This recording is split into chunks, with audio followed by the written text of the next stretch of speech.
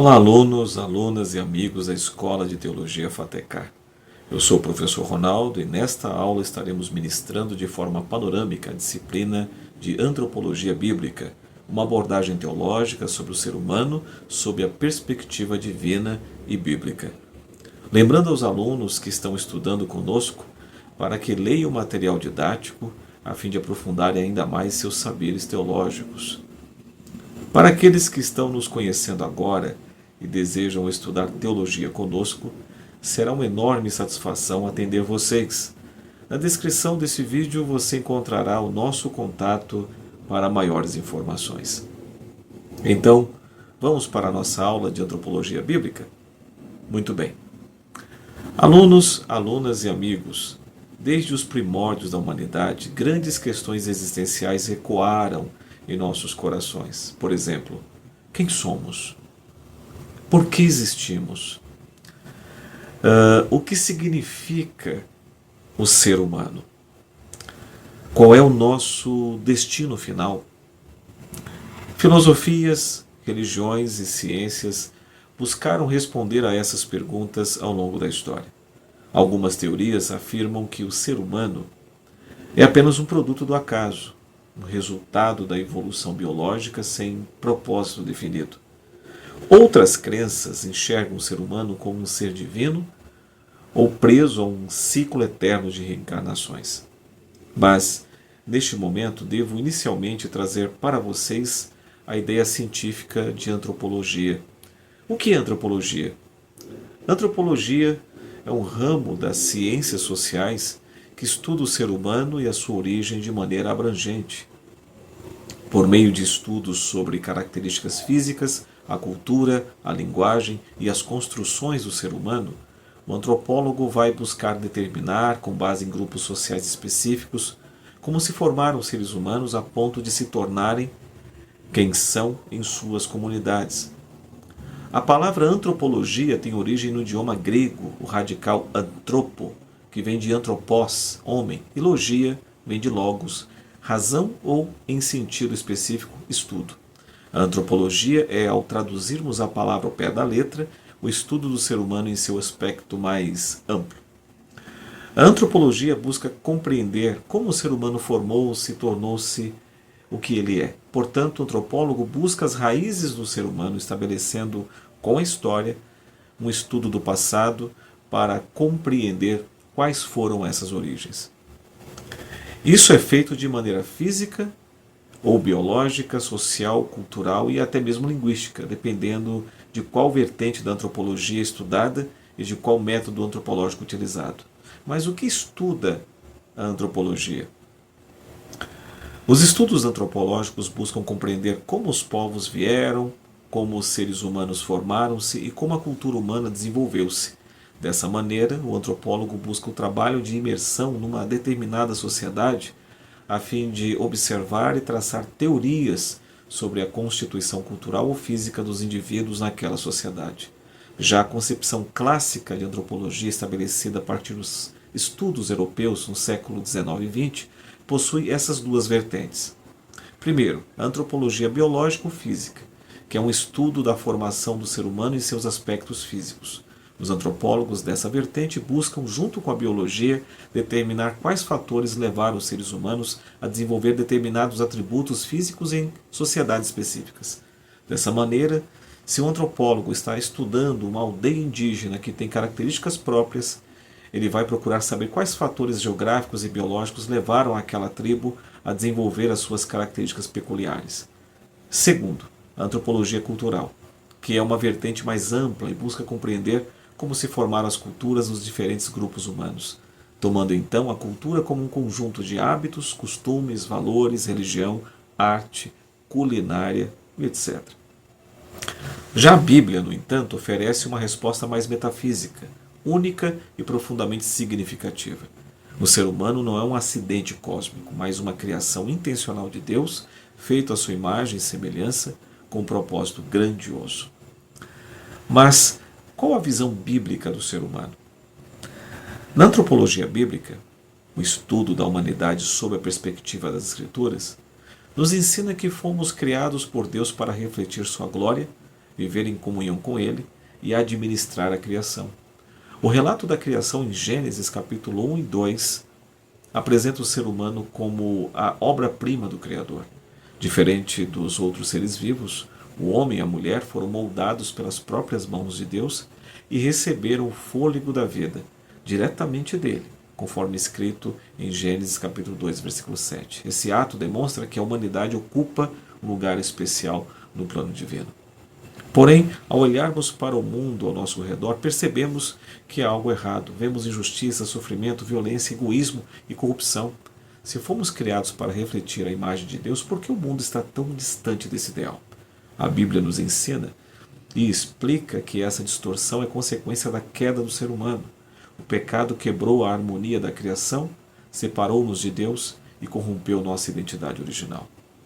A humanidade, que foi criada para viver em paz e santidade, passou a experimentar dor, conflito e afastamento de Deus.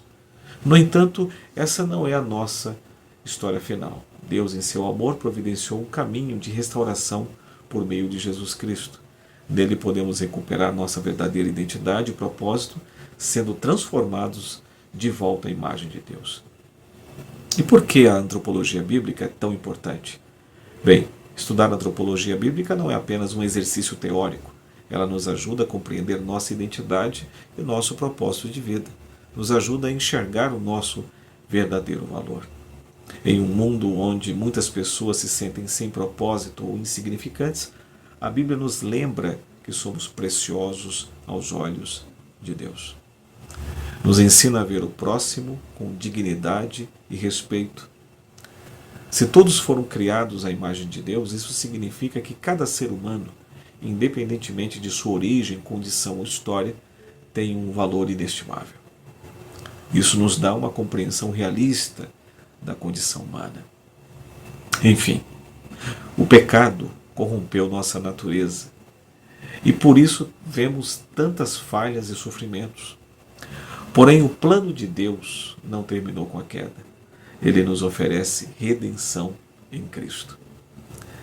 Ele nos direciona para uma vida com propósito e esperança. Nossa existência não é aleatória. Fomos criados para refletir Deus e a restauração dessa identidade acontece quando nos entregamos a Cristo. Nessa aula, vamos explorar 4 temas essenciais da antropologia bíblica. Primeiro, a criação do ser humano e seu propósito original. O que significa ser feito à imagem de Deus? Segundo, o impacto da queda e as consequências do pecado. Por que o mundo e a humanidade estão tão distantes do ideal de Deus? Terceiro, a redenção oferecida em Cristo e a restauração da imagem de Deus. Como podemos ser transformados e restaurados? E quarto, a nova humanidade e o destino eterno da criação. O que Deus preparou para o futuro da humanidade? Alunos, alunas e amigos, o nosso objetivo é compreender quem realmente somos à luz da palavra de Deus e como essa verdade pode transformar nossa maneira de viver. Antes de avançarmos, convido você a refletir. Como você enxerga a si mesmo? Qual tem sido a sua identidade e propósito de vida? Vamos juntos descobrir as respostas que Deus nos dá. A antropologia bíblica é o estudo do ser humano à luz das Escrituras. Diferente da antropologia secular, que investiga a humanidade por meio de ciências sociais, culturais e biológicas, a antropologia bíblica busca compreender a origem, a natureza, o propósito e destino do homem conforme a revelação divina. Desde os primeiros capítulos de Gênesis, a Bíblia apresenta o ser humano como uma criação especial de Deus, feito à sua imagem e semelhança, conforme está escrito em Gênesis capítulo 1, versículos 26 e 27. Essa identidade confere ao homem uma posição única na criação, diferenciando-o dos outros seres vivos. No entanto, a história da humanidade é marcada pela queda no pecado que corrompeu sua natureza e trouxe consequências espirituais, morais e sociais. Apesar disso, a Bíblia também revela um plano redentor. Deus, em seu amor, enviou Cristo para restaurar a humanidade e conceder-lhe um novo propósito. A redenção em Cristo não apenas reconcilia o homem com Deus, mas também transforma sua identidade e sua maneira de viver. Desta forma, a antropologia bíblica trata não apenas da origem e da natureza do ser humano, mas também de sua redenção e destino final. No plano da criação, Deus criou o homem e a mulher com um propósito específico: glorificá-lo e governar a criação, conforme Gênesis capítulo 1, versículos 26 ao 28. A humanidade não surgiu por acaso, mas como resultado da vontade soberana de Deus, conforme Isaías está citado no capítulo 43, versículo 7. O ser humano foi criado para viver em comunhão com Deus e com seus semelhantes. Aqui também devemos observar a diferença entre a criação do homem e de outros seres. Pois Deus formou o homem do pó da terra e soprou nele o sopro da vida, conforme está escrito em Gênesis capítulo 2, versículo 7. E isso mostra a singularidade da criação humana. Enquanto os animais foram criados segundo sua espécie, o homem foi criado à imagem e semelhança de Deus. Sim, a imagem e semelhança de Deus, ou também chamado na teologia de imago Dei, expressão latina. O que significa ser feito à imagem de Deus? Vamos entender isso? Vejamos. Significa possuir o aspecto relacional, ou seja, capacidade de se relacionar com Deus e com os outros. Significa possuir aspecto moral, que é a capacidade de discernir entre o certo e o errado. Significa também possuir o aspecto racional, ou seja, ter inteligência, criatividade e poder de decisão. Assim como o aspecto espiritual, ou seja, considerar que o homem é um ser espiritual com consciência da eternidade, conforme está escrito em Eclesiastes capítulo 3, versículo 11, que diz assim: tudo fez Deus formoso no seu devido tempo. Também pôs a eternidade no coração do homem, sem que este possa descobrir as obras que Deus fez desde o princípio até o fim. E quais as consequências de ser feito à imagem de Deus? Bem, devemos considerar que essa realidade tornou o homem um ser de alta dignidade e valor inalienáveis.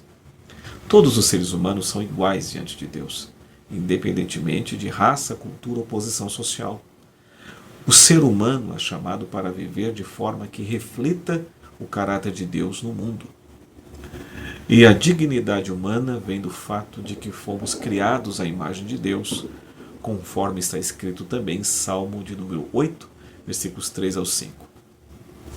Deus confiou ao homem a responsabilidade de governar a criação de forma sábia e justa, conforme também está escrito em Gênesis capítulo 2, versículo 15.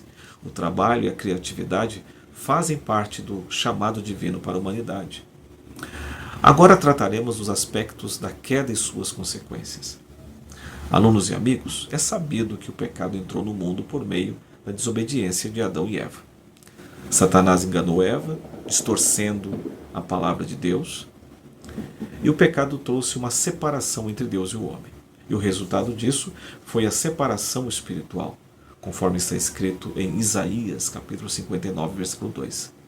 E isso provocou a perda da comunhão direta com Deus e a introdução da morte física e espiritual. Na relação com o próximo, o egoísmo e a injustiça passaram a dominar os relacionamentos humanos.